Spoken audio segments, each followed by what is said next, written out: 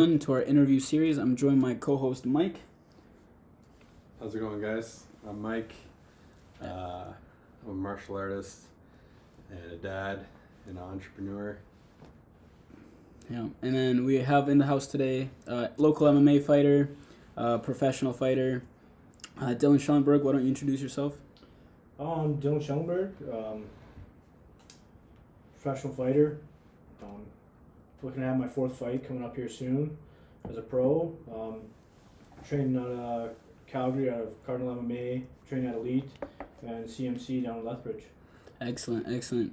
So, Dylan, what was your first day at the gym like? Can you recall that? What does it feel like walking to the doors for the first time? My first time walking in the doors down in Lethbridge, was actually a little surreal.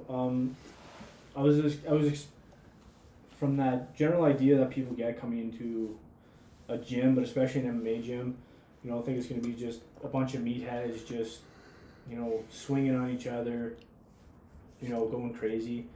And I kind of expected that in a sense from, I came back from playing junior hockey and it was really, kind of... It's more of a roughhouse sport? Not so much a roughhouse sport, but there's a bit of a hierarchy between guys that have, some veteran players that have been there, between rookies, veterans, and everything like that, and then, with how you guys treat each other. There's always that level of respect, but at that same time, there's that hierarchy with you're kind of lower on the totem pole. Yeah. So would you say it's kind of like cliquey? It can definitely be cliquey, and there's always that. Yeah. But I found for me walking into Lethbridge, it was the complete opposite. Everybody was completely welcoming. And I mean, my first day in the gym, coming from, I had some hockey fights and stuff like that. I thought I could, throw a punch or handle myself. When you started MMA, did you start with Lee Main as your first coach? Yeah. Lee was my first coach. Mm. And then, but yeah, with that first day that I walked in there, I had previously known who Jordan was, and he was fighting in the UFC at that time. Yeah. But for the people who don't know, that's Jordan Main, UFC fighter, quite well established. I think he's in Bellator. Yeah, I fight for Bellator now. Yeah, he's fighting for Bellator. He's just probably one of the top 10 fighters to come out of Canada, Oh, absolutely. Yeah. But I mean, for walking in there and then having someone of like Jordan's, status and well known in Canada as far as in the fight community, for him to take 5 minutes out of his time and he pulled me aside and was showing me how to throw a hook properly, just blew my mind, because that would never have happened before in my life in anything that I was doing.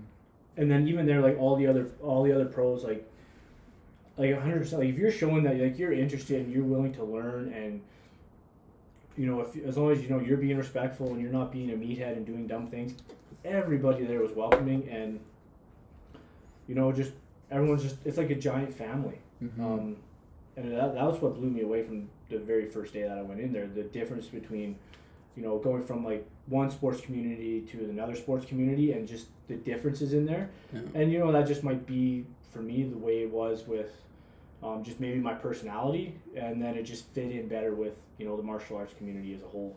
Do you find like some people are scared to come into MMA gyms, and on the other side you have people that do more traditional martial arts like boxing or Thai boxing? They kind of look at MMA gyms as a bit disorganized. Do you see that as a valid criticism or not really? Because you've been in it for a long time. I don't think that's a valid criticism at all. I think, there's, even within the martial arts community, there's differences between like a gym that focuses mainly on MMA, or you have just a jiu-jitsu gym that focuses on mainly gi, a Thai boxing gym, a boxing gym. There's always a little bit of a different flavor. But overall, I find they're all run relatively the same. In every community you have, your bad eggs, and we all know about that. No, I don't want you to go to this gym and train. I don't like this guy. But I've never found that. From my coaching from day one, starting in Lethbridge, Lee has been nothing but kind and helpful, and just encourages, everyone's like, oh, if you're here, yeah, absolutely, go check out this place, check out this guy, learn what you can from this guy. you know, do whatever's going to help you, and then is at the end of the day, he's just there to help you grow and progress as a martial artist, whether that's being a professional fighter or just somebody that's doing this to get in shape or change their lifestyle, whatever it might be. There's not enough good things I can say overall. Even going from this gym to that gym, I find it always just welcoming, and you know, as long as you know you have a good attitude and you know you treat everyone with respect, there's no issues. Mm-hmm.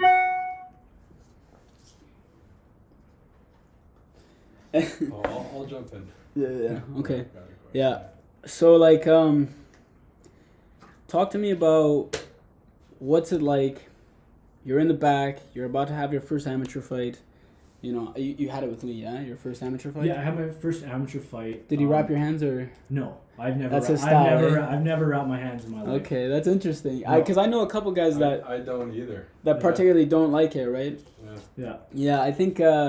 Why is that? Why don't you wrap your hands? I just never had. I think that originally comes from Lee when he started learning from Bosch Rutan. Because he learned under the Bosch Rutan system a bit. Also Roy Harris and a few other guys. But I think that all stems from Bosch Rutan originally. Yeah, it's kind of like that adage. Bosch Rutan, he's talked about it before, like guys breaking their hands all the time like that. He's like, well, you know, if you punch properly and you know how to keep your wrist proper, but you know, you don't wrap your hand, it makes it weaker or something. Whatever that may be, I never train with them. When I'm training with MMA gloves, I don't put wraps on. Yeah. So putting it on for the fight, it was just for me, it would just feel bulky and just unnatural. Yeah. So yeah, I just don't do it. Because those, like, you know, for the people that don't know, pro MMA gloves are 4 ounce. So there's not a whole lot of room to pack in a wrap, unlike a boxing glove. If you're, like, you know, in Dylan's weight class, you'd probably be fighting in a 10 ounce boxing glove. So there's a lot more room to pack that wrap, you know. So, like, do you find it, if you had a wrap, you think it'd affect the way you can close your hands when you're grappling? For grappling, absolutely. I think it would make a difference. I definitely, in order to have wrap up, I'd have to go up glove size, too. And I feel, I mean, the bulkier it is, like, it's no different, like you've been in the gym before, you know, you're doing stand-up sparring, but then, you know, you're adding some takedowns in or something like that, but you know, you got the boxing glove on and someone can just hold onto your arm and you can't get it out because it's too bulky. It's just way too bulky, right? So I think there's a little bit of that in there too. You know, it could be it's just one of those things at the end of the day. It's a preference and I prefer not to wrap. Yeah. I mean, if I were to do a Thai boxing fight or a boxing fight with how big the glove is, I think absolutely I would wrap my hand because there's so much more room in there. Yeah. But as far sometimes it hurts, like if you block a kick, you got the big glove on and you take it on your raw hand. It hurts, right? Like, so you might want to wrap, but it's a different sport, MMA altogether. How do you describe your style? Ever evolving. I like that. That. When I started, obviously I came from a hockey background. I like to fight in hockey a lot. So, you know, my first few fights there, I didn't really care for the ground off the bat. I didn't really worry about it. I'm just gonna go in there. I'm just gonna stand and bang, and I'm gonna throw. And I knew I could do that. I said, like, you know, for me mentally, it's like, I know I can throw a punch. I know I can take a punch. You know, we'll just see where this ends up at, you know, the end of the 9 minutes or whatever in an amateur fight. Yeah. But so I ended up winning my first 2 amateur fights. I only had trained for 3 months. I went into the national tournament there. 3 fights in 3 nights. I won my first 2. Insane. And then I got beat by a grappler in the final. Where was the nationals held at? It was in Lethbridge. Oh, yeah. Nice, close. So it was in Lethbridge, so that was very nice, and that was basically why I'm like, you know, kind of just came into the gym one day and I just told Liam, hey, I signed up for the tournament because you could just sign up online, and he was just like, okay, right, all right, I guess you're doing it now. You signed up, you paid your money, and we'll see how it goes. Yeah. Well, the thing is, Lee's game, right? Like, he likes guys that are ambitious. Oh, yeah, absolutely. Yeah. And, you know, I've always been a guy that's just trial by fire, you know. Would it have hurt, you know, if I maybe would have actually just fully trained for an actual full year and, you know, learned more?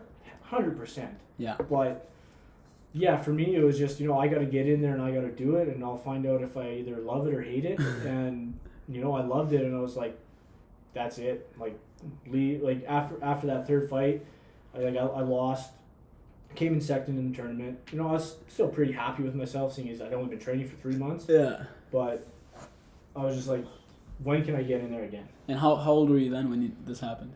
Oh, I was back in 2015. Okay. 21, 22, somewhere Just around a there. young man. Yeah. I'm pretty sure I was 21. When you got cracked in the face for the first time, because it happens. Sometimes even when you're whooping a guy, sometimes they just land a shot, like you get cracked. How'd you respond to that? How do you feel about that? Honestly, I can't even remember. I mean, I was just flying so, like, in that first fight, I was just flying so high, I was just so confused. I didn't know what was going on. It kind of went all over the place, and I ended up getting the knockout in the first round. So, I mean, anytime that happens in your first fight, you're flying high. And You're the man. You're the man. Definitely, going in after that, you're thinking a little too highly of yourself. Yeah, you think you're the next Mike Tyson or something. Yeah, exactly, and that's absolutely not the case. But so then I go into the second fight the next day, with another guy who has had a few amateur fights already previously before this. I ended up taking it to the third. We ended up going to the third round. Finish it, goes to the scorecards, won by split decision. It was just a straight up, like, just a war. Three rounds of just basically like hockey style, right in the pocket, just throwing at each other. And we're just gassed, and we're just trying to do something, and I guess I just narrowly got it out. Yeah. It's interesting that you describe yourself more as, at least in your early days, more as like a brawler type, throw big heavy punches, come forward, but. We can talk about your previous fight against Tremaine. Now, Tremaine's a good fighter. Yes. Really, really good fighter. Absolutely. So what happened there? Because you finished him early with the guillotine. Yeah, so it's weird, actually. All my finishes besides that very first fight that I had, they've all been by guillotine. Mm. Right? So throughout my journey here, I had some setbacks as far as some injuries and everything like that, and that forced me to change my mindset and the way I train. And what I can do. Yeah. So because of the injuries that I had, it limited me to, I wasn't very mobile. So I was doing whatever I could, and a lot of that ended up focusing on just my jiu-jitsu and my grappling as far as, protecting myself while I'm on my back. And then after that, I fell in love with the grappling, just like a little bit more than the striking, and it just kind of progressed from there. And for the first few that I got by the guillotine, I was just forcing guys in to shoot. I was just striking with them and then forcing them into a position where they didn't want to strike anymore and they wanted to shoot. Yeah. So they just gave me their neck, and I'm just like, I'm going to take this home. Yeah. And you've having one fight, it's like, the sensitivity when you're under the chin. Yeah. And then, again, that's just one of those ones where I just found myself in that position a lot, so I've progressed and gotten better at that choke specifically. But, now, things are coming. I had my first two pro fights. I lost those two. Definitely changed my mindset around for that fight with Tremaine. Yeah. I stepped it up. I came in. I started. I came into elite. To up my striking. Yeah. Learn things. From yourself. And yeah, and then at elite in general. Because when we met, you were you're the type of guy that I can tell something, and you just will drill it constantly. Yeah. There's a certain archetype of fighter, especially if they're already pro already. They've been doing something a certain way. It's been working out. Maybe they take a loss or something, and they want to go back to what's been working, right? Well, there's that thing where it's muscle memory, right? You get used to doing something in a way so much, but I try to get out of that because as much as I can, especially too, it's like, well, I'm coming here for a specific reason to learn, to learn and improve in a certain way. Mm-hmm. Why am I going to waste my time and your time not trying to do what you're telling me to do? Yeah. Right? Yeah. And at the end of the day, if I try out what I'm learning and trying to improve on. If I try it out in sparring, and I find out it's really not working, come back like, hey, like I'm doing what you're asking me to do. It's not working. It just like what's going on, or it's either it's like that be the test, or go into a fight, and if it's not working there, then it's like, okay, I need to change something up because this isn't working.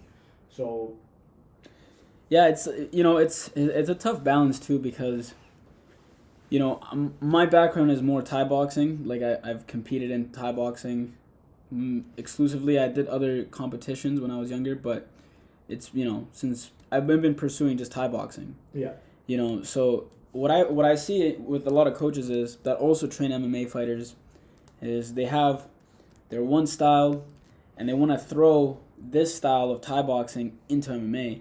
Like you gotta check, you gotta do certain things, you gotta drag your feet, you gotta step. But the game in MMA is so dynamic. Like a guy can close the gap on you so fast. Oh, absolutely. And I mean, the way like MMA striking is compared to Thai boxing striking, there's definitely differences, right? Yeah. With the stance and everything, so you got to be able to adapt and take certain things.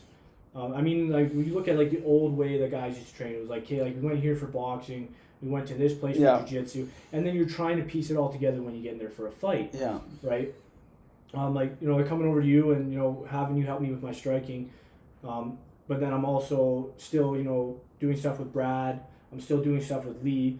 So I'm crisping up and sharpening areas that need to be improved on, but I'm still staying on top of having that, or my MMA style, and making that work for me, instead of just, okay, when I go in there, I'm either going to be either just a straight boxer or a straight Thai boxer, and then if it goes to the ground, I got to work on jiu-jitsu. No, you got to flow it all together in a weird way. Yeah. Like my MMA stance versus if I were to try and do a Thai boxing fight, they're going to be completely different, and I'm going to change some things up. Yeah. Because I don't need to worry about a takedown. Right. Exactly. Right? Yeah. So, or I don't need to worry about a guy coming in, snap down, going for a submission or anything like that. Yeah. I think that's what MMA class basically should be. I don't know if everyone runs it that way, but like MMA class should just be like you're taking all the boxing, the Muay Thai, the Jiu-Jitsu, and then you're putting it together so exactly. that it blends well. Absolutely, and I couldn't agree more. Like, you got to have that, and I mean that's what I love about my two like MMA gyms that I go to, like CMC and Cardone. Everything is flowed together, and there's such a wealth of knowledge between those two. What's Brad Cardone like? Because he's produced a lot of quality fighters. Pretty much, if you follow MMA around Alberta, you've heard the name Brad Cardone. Yeah. What's he like? Brad's a great guy. He's I can't another guy I just can't say enough good things about. He's since the first time that I moved to Calgary from Lethbridge, came to his gym, welcomed me with nothing but open arms. The guys that train there are amazing. With Brad, if there's anything that you're concerned about or that you want to put extra time into or you're confused about, need help with, he's there for you 100%. And one of the biggest things I love too about Brad is he doesn't coach every single guy the same, right? And that's a big thing that I realize. Like you go to certain places and it's everybody's doing the same style, right? The same thing, this and that, like a melting pot. Yeah. Where every guy's the same. Where with Brad, he watches you, like especially, for like anything to do like with my ground game jiu-jitsu, he noticed me doing some, like just getting to natural positions, but I didn't know what to do. And then he was like, oh, okay, well, you got this option, this option, this option. This is going to help you because you're always here. Like, this is a dominant position for you, but you're completely lost, right? But then, another guy, he's just getting in this position all the time. Okay, well, these are your options. Is this going to play to your strengths? Yeah. He's not like, drilling every single guy. Okay, we're going to be guys that just shoot a double A. And get on top, or we're not going to be just guys that all go for guillotines or all go for triangles. This is your body. This is the position you're getting into. Let's use that to your advantage. Let's not make you Like, let's not make you like him, not make you like him. You're your own individual. Let's play to your strengths. Mm-hmm. And the fact that he can pick up on that and recognize that it's next to none. Yeah. It's absolutely unreal. What's your best weight class? What weight do you feel that you're not cutting too much? You got the right amount of energy. The guys aren't, too big. Oh, welterweight for sure. Welterweight, 170? 170 has been, since I started, has been my goal. I've always fought at 170 for the most part. Done 65 a few times. Yeah. What's the lowest you've cut to? 65 is the lowest I've cut to. Yeah. I can do it. It's not an issue. Those extra 5 pounds, it sucks. Mm-hmm. Like, you don't realize how much, an extra 5 pounds can suck compared to just not cutting it at all. The 170s were definitely where I'm comfortable. I've had, like, when I had my amateur fights, I've had 185 fights, but that was in the tournament, and that's basically was my walk-around weight so that I didn't have to cut weight for those 3 days. But still, technically, even in the tournament, that was considered welterweight. So, because everyone technically is fighting up a weight class for that situation that you can't cut weight over 3 days. Yeah, because the weigh-in's the same day. Yeah. Yeah. And I'm just too much, and you're going to get some guy who thinks he can cut, 15, 20 pounds every single day and try to get in there, and it's like, brutal. Just don't. Brutal, man. You're just hurting yourself. But yeah, sometimes there's always that one guy. Sometimes guys chase the weight advantage, but tournament styles, like I fought in one tournament in Iowa, and I think I probably did it the other way around, where I was a little bit too light coming in, because I was like, man, no one's cutting weight at all. Yeah. But, still people cutting weight a little bit, right? Yeah. And, like, the size advantage is a plus, but in a sport like MMA, like, endurance is, like, really going to pull you out of some hard spots sometimes. Well, absolutely, especially, too, like, you're talking about, like, most combat sports, with Thai boxing, 3 rounds?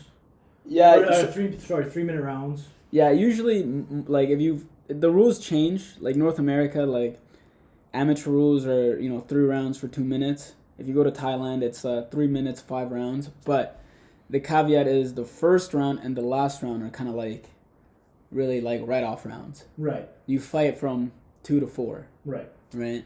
Yeah.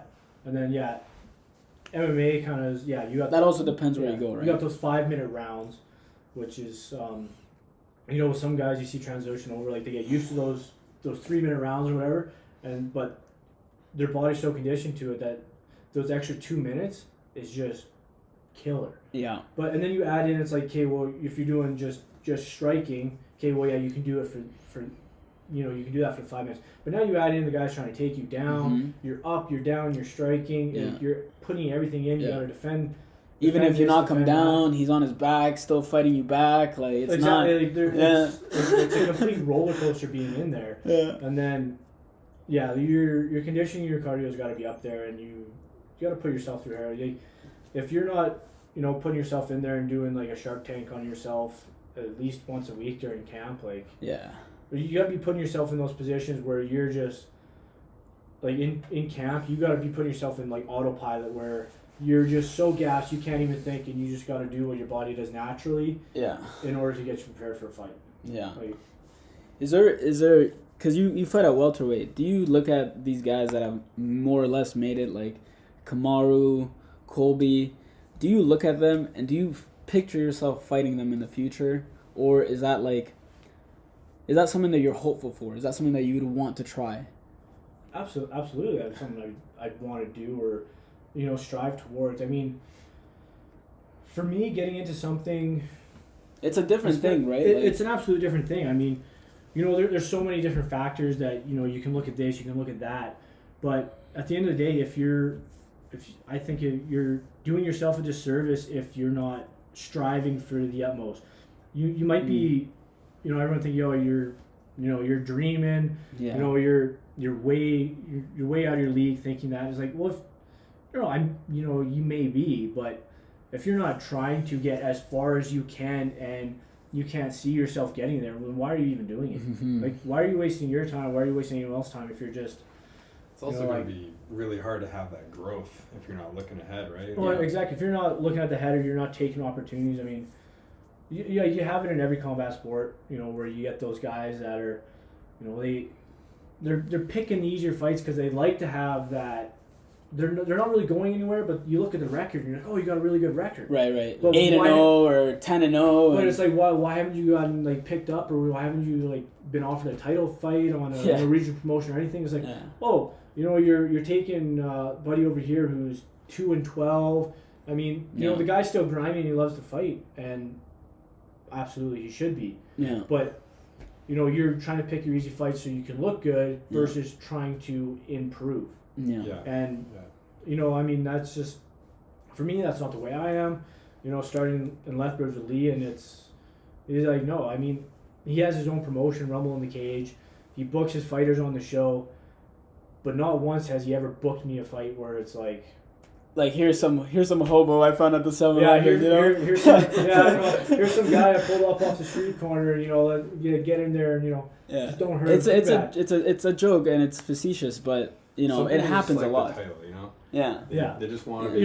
It's people that want to say they live the lifestyle versus actually getting out there and putting in the work. Yeah, because you're not really like you're obviously you have an Instagram, but you're not like an Instagram guy, like a social media guy, like, oh, look at me training every time you come in the gym, here's a picture. No, I mean I like to post about my upcoming fights, like what's coming up and stuff like that. But as far as, and I mean that's literally most of my Instagram is geared towards my fighting career and everything like that. But there'll be times I'll go like a month, 2 months without posting anything. Because man, some of you guys just be like every time you're in the gym, like, boom, a picture every time without fail. It's like, oh yeah, well, it's no different. I mean, it's the same in the martial arts community as it is, like the hardcore gym bro community. You gotta sit there and take that mirror selfie, and gotta get that good flex on.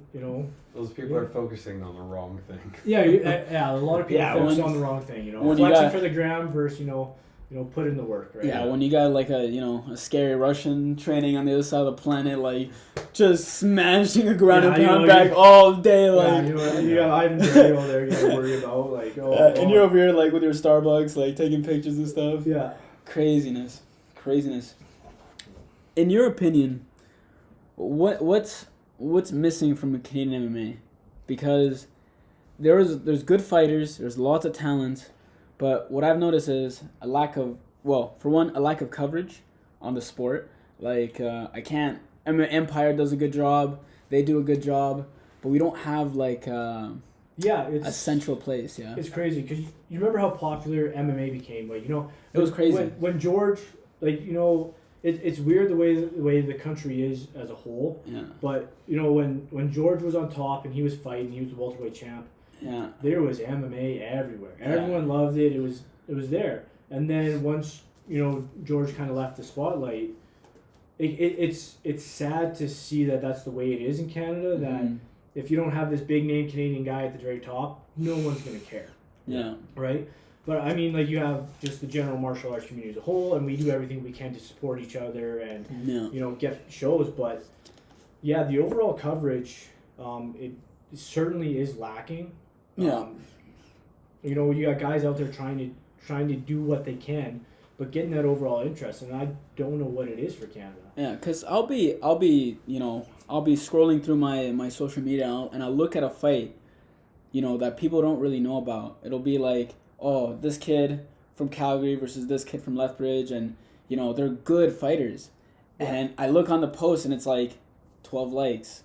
10 likes, and I'm like, what is going on, man? It is literally it's literally just the guys from the gym that are training with them that are liking it. Or the family or friends. It's just like a family and friends in your gym that are like really there to support. And I don't know if it's like what it is, if it's not like, is it like us as fighters that aren't promoting ourselves enough and getting our names out there? Mm-hmm. I think it's more on the promotions. Like is it like the promotion? Like, you got to do better to market this stuff. Like, bring the. It's like there's several different things. It's like, is it the fighters, we're not promoting ourselves enough? I mean, it's that old Canadian adage. Maybe we're just too nice up here, and we don't want to watch people. We don't really get into the bickering, and we're just like, hey, Like, oh, hey, how's it going, buddy? Oh, I'm you want here to get in there for and a fight? job, you know, like. Oh, hey, yeah, you want to fight? Okay, let's fight. Let's go, and then we'll go out for a beer after. Fuck yeah, bud. But- Fuck yeah, bud. But yeah, or if it's just, I don't know if it's just the way the promotions are, getting it out there and marketing. I think we're getting there. It's just like a slow. It's build-up. very slow, and I mean, obviously everything, with all the nonsense over the last 2 years, that hurt everything. That's definitely hurt everything for sure. That hurt everything, especially too for guys training, as far as guys being able to get. Because there was like sponsorships. 10 months, man, Yeah. where all the gyms were closed, and if you're doing this as a pro, 10 months is like a death sentence. Oh, it is. Like, what are you doing? Like, you have nothing, and a lot of fighters, from what I noticed, they're individuals that need to be hyper focused. Yes. And if they're not hyper focused, you gotta have something to look forward to. Yeah. I mean, there's some time. You can, a month or two. It's like you're training, you're improving, but you need that to look forward to. Yeah. Where, I mean, some guys are different. Some guys are just built different, and they can just train. yeah. Just and always be 100% ready. Which I think you should be ready to, if you want to fight, you should be ready to go. Like if you get a call on a 2 weeks notice, that Big opportunity. you get an opportunity, you should be ready to go. Yeah. But there is something to be said about having, knowing, say to be able to get a good say 8-week camp in, 8 to 10 week camp in, to be able to know that time frame. Boom. Okay, I'm fighting on this day. Let's go. Having that timeline, yeah. Yeah, which is nice. And I mean, sometimes a lot of it's depending on which promotion and stuff, it's they don't start asking till a month before their card, and it's What I find too is that a lot of times you have to approach promotions. yes, The promotions don't really keep track of who's fighting, who's beating who. They're kind of just relying on their top picks, and then obviously their top picks, right? Yeah, I mean it's one of those things too. I mean, because you're dealing with regional promotions, so they have their general core guys that they're trying to build off of and sell their tickets, and they want to build up, right? Yeah. Because they're going to bring in more local people, right? The more local guys you have, and which is good. But that being said, you look across Canada, and you look at how many promotions there was. That number has dwindled, and there's the opportunities for guys to be able, the chance for guys to get opportunities to even show themselves and everything. It's definitely harder right now. I mean, yeah, you got limited promotions that you can go to. Otherwise, especially locally, otherwise you got to travel. I mean, I remember one time. Because you drove for that Tremaine fight like crazy. What was that drive like? That was a 36-hour drive there and back. Oh, then you had to be on the scale. Yeah. After 36 hours of driving. I don't think people understand how irritable you are when you're cutting weight. Yeah. Where was that fight was out in Vancouver. And that was during the with the flooding and everything going on out in BC. So being able to figure out how we could drive out there and everything like that, because flying wasn't an option for me at the time.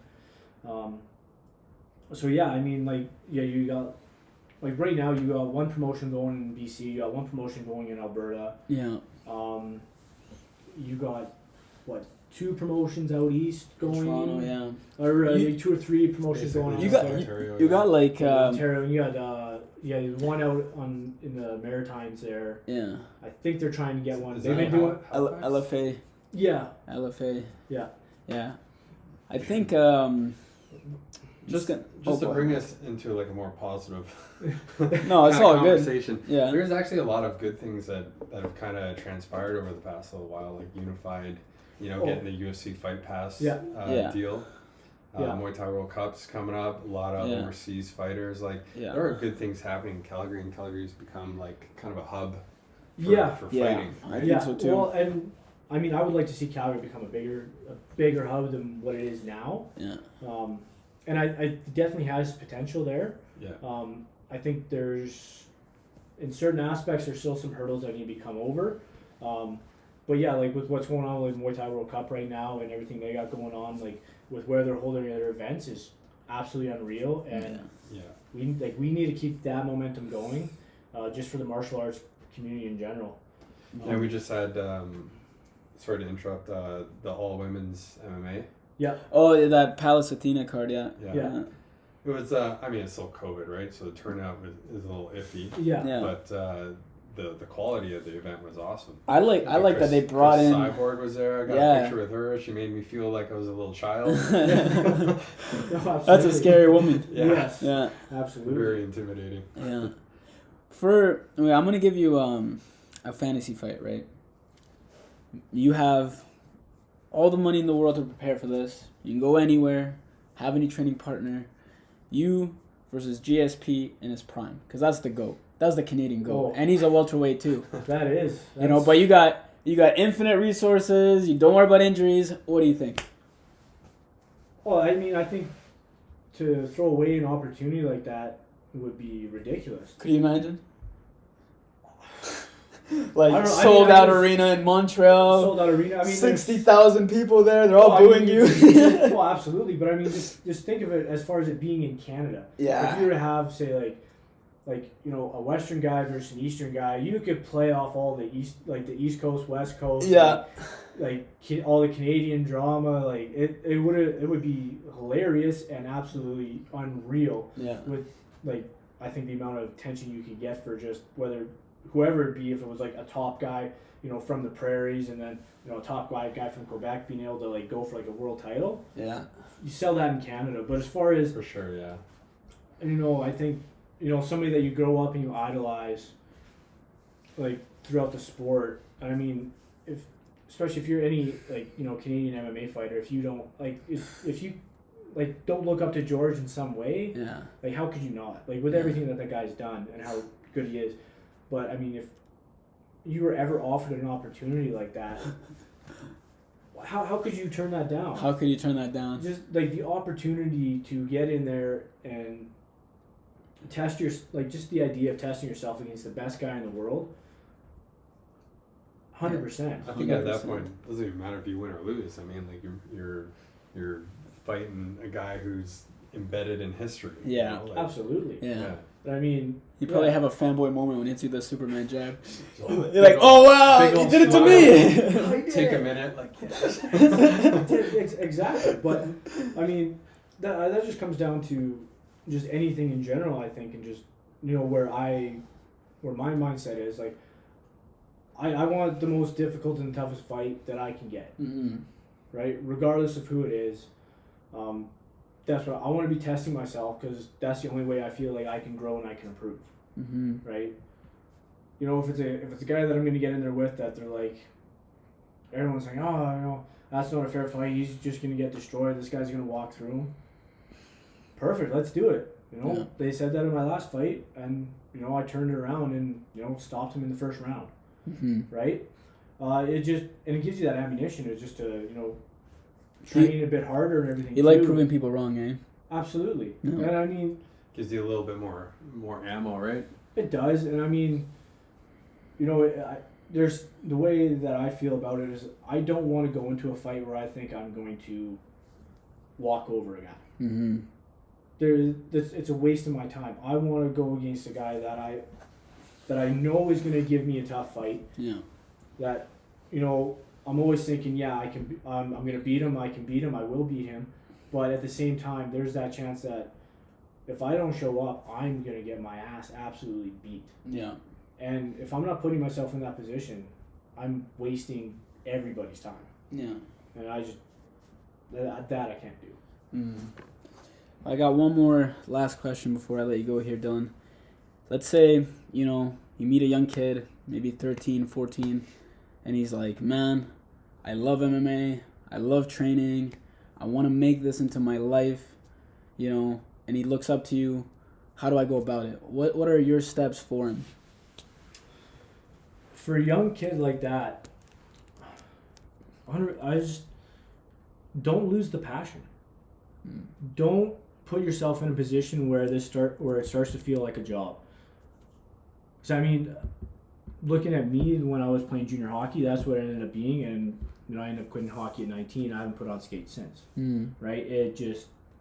I lost the passion. I can barely even watch a hockey game now. That's just the way that it ended up being for me, and with everything that happened. Yeah. So the big thing is make sure you're enjoying it. If you need to take a bit of a break off, take a bit of a break off so you don't lose that passion. Mm-hmm. But that being said, if you really want to, pursue this and everything, put everything you have into it.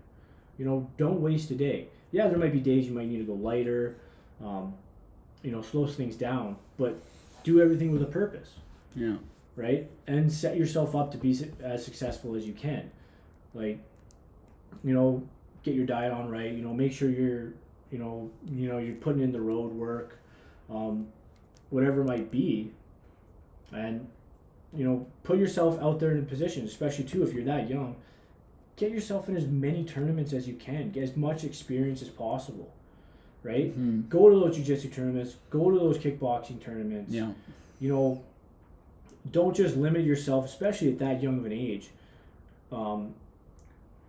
Test out different things. Don't just be thinking, oh, I'm going to, wait for an opportunity. Because, getting an MMA fight, being a young kid under 18 is hard to do. Yeah. Right? It's very hard to do. You had guys like Rory McDonald and Jordan who they went pro at 15, 16 Like years old. a lot of places, probably won't even sanction like a full MMA fight if you're underage.